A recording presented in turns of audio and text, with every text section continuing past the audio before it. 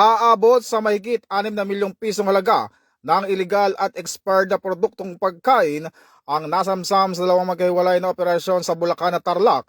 Sa Marilao, Bulacan, naaresto ang isang 22 anyos na Chinese national na warehouse manager matapos madiskubre ang tinatayang 5 milyong pisong halaga na imported na pagkain na walang kaukulang dokumento, kabilang ang corned meat, sauce, noodles at iba pa. Samantala sa hiwalay na bypass operation sa Tarlac, naaresto ang 64 anyos na barangay kagawad dahil sa pagbebenta ng expired na produkto.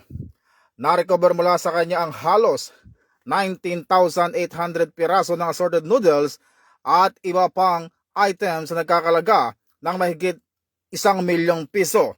Naharap ang mga suspect sa kasong paglabag sa mga batas kaugnay ng food safety at consumer protection. Ito ang bagong PNP para sa bagong Pilipinas, serbisyong mabilis, tapat at nararamdaman.